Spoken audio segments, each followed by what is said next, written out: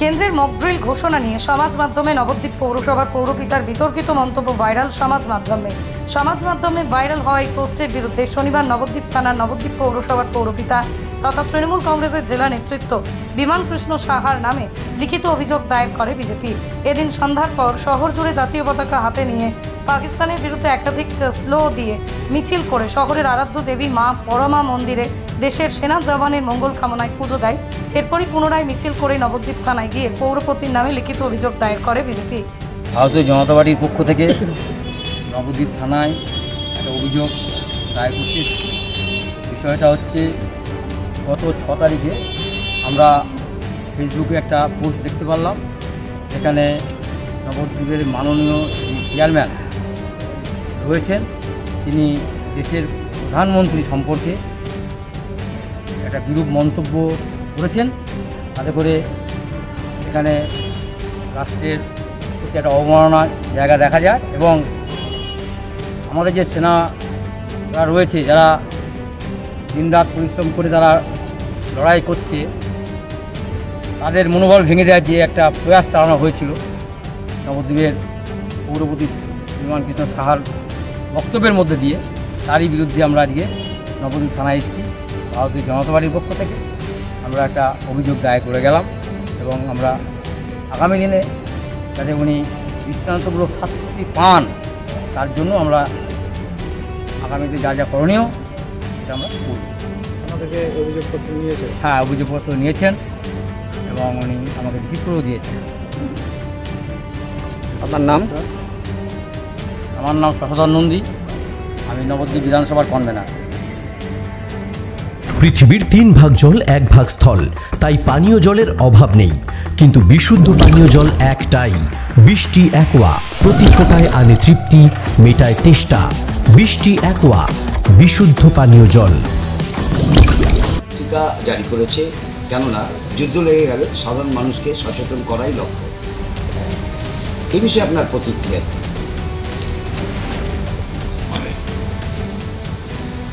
পৃথিবীতে বহু গেম হয়, গেম মানে খেলা, সব গেমের নাম জানি না, এটা একটা গেম।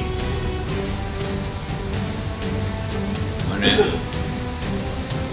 আজ থেকে 4 বছর আগে সেই কাশ্মীরের কলামতে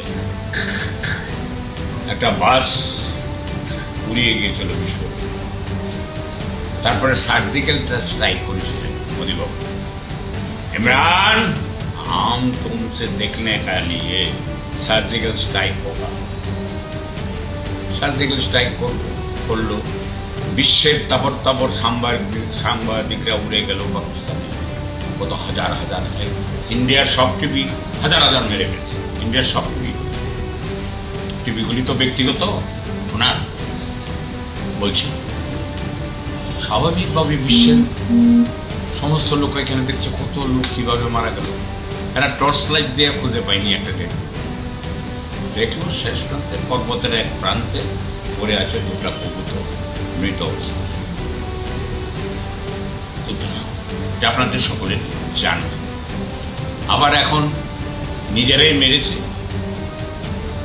এই ভারতবর্ষের মানুষকে একটা তো দেখাতে হবে। আমার যেখানে সিকিউরিটির বলয় আছে সেখানে প্রবেশ করাকালীনই যুদ্ধ হবে, অ্যান্টিবডি প্রবেশ করাকালীনই যুদ্ধ হবে। যদি জোর করে ঢুকতে চায়, হলো না কেন? যে যুদ্ধটা না হইয়া কেন ওই স্পটে গেল উগ্রপন্থীরা? এটা আমার প্রশ্ন। এখন এটা সবাই আমরা তো ভারতবর্ষী গণতন্ত্র প্রেমী, তো খুব বেশি গণতন্ত্র প্রেমী, আর ধর্মের সুশ্রুতিতে সব চলছে ভারতবর্ষ। এইটা সাধারণ লোক, রাষ্ট্রের নির্দেশ, রাষ্ট্রকে আমাদের ভালোবাসতেই হবে, রাষ্ট্রের স্বার্থে আমরা সব করব, নির্দেশও মানব, কিন্তু এটা একটা প্রহসন, পরিষ্কার নির্দ্বিধায় বলছি এটা প্রহসন। কারণ আজ পর্যন্ত ওই পালাময় বিস্ফোরণের কোনো তদন্ত রিপোর্ট জনসাধারণ জানতে পারেনি। অধিকার আছে জনসাধারণ জানার, এতগুলি সৈন্য মারা গেল। তারপরে এটা আবার আরেকটা লীলা। এখন কথা হলো, ওরা তো অনেক লীলা করে, রাম মন্দিরে কত লীলা করেছে, রাম মন্দির এখন কেউ যায় না। যত লীলাই করুক, মানে জগন্নাথ এসে পড়ছে মমতা ব্যানার্জির হাতে, ওরা কোনো ঠাকুর ধরে পারছে না। এখন যে কী করবে আগামী দিনে, আর তো সত্য প্রকাশ করে দিচ্ছি দিলীপ ঘোষ, আপনারা সাংবাদিকরা নিশ্চয়ই লক্ষ্য করবেন। উনি ইনার পার্টির ব্যবস্থাগুলি কি সেটা প্রকাশিত, বিজেপির মুখে প্রকাশিত, আমার বলার অপেক্ষা রাখবে। বলছি মকডিলের বাস্তবতা বা প্রয়োজনীয়তা কতটুকু আছে? মকডিল মানে কি? পূর্ব সাবধানতা। পূর্ব সাবধানতা, যদি বোম ফেলে আমি কি করে বাঁচবো, ইয়ে করবো, এগুলি একটা ভালো, মানে যুদ্ধ হবে এটা বোঝালো মানুষ। মকডিল করা মানে ইন্ডিকেট দিল যুদ্ধ কিন্তু হবে। পাকিস্তান থেকে যদি আক্রমণ করে আপনারা কিভাবে বাঁচবেন, আমি ওই মকডিলটাই বুঝলাম না যে সৈন্যরা উগ্রপন্থীরা ওইখানে ঢুকছে। এটার উত্তর দিক দেশবাসী নিয়ে প্রচন্ড সিকিউরিটি কাশ্মীরে, অন্য এলাকার থেকে কয়েক মিটার অন্তর অন্তর একটা মানে ফোর্স থাকবে, সেই বলয় ভেদ করে ঢুকলো। তখনই তো তাদের সঙ্গে তাদের যুদ্ধ হবে, হলো না। এটা কোন লীলা? অমিত শাহ তো একজন শ্রীকৃষ্ণ, কি আবার কোন লীলা করছিল মকডিল করে খেতে?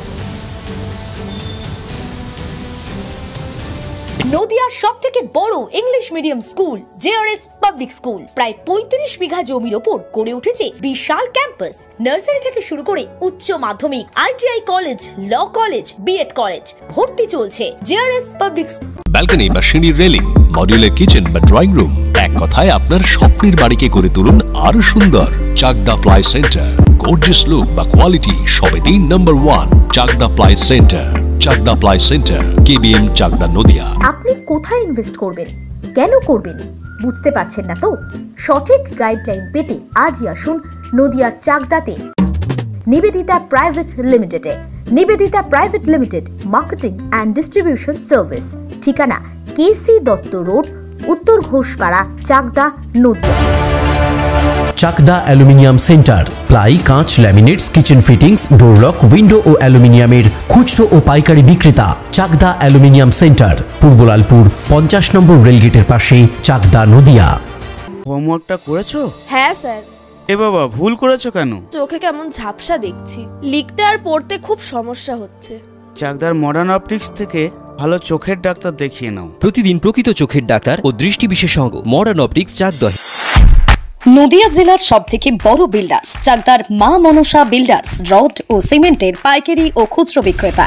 মা মনসা বিল্ডার্স, পদ্মবিলা, চাকদা, নদিয়া। ভাবছেন 3 স্টার ক্যাটাগরিতে কাটাবেন? রুম রে মাত্র 1500 টাকা থেকে স্টার, খাওয়া দাওয়া রিজনেবল প্রাইস। নদিয়ার একমাত্র 3 স্টার ক্যাটাগরি হোটেল এনবি সোনার বাংলা হোটেল, কল্যাণী এইমসের ঠিক উল্টো দিকে, কল্যাণী, নদিয়া। স্যামসাং, জিও, রিয়েলমি, নদিয়ার একমাত্র অথরাইজড ডিস্ট্রিবিউটর ঘোষ কমিউনিকেশন, থানার মোড়, চাকদা।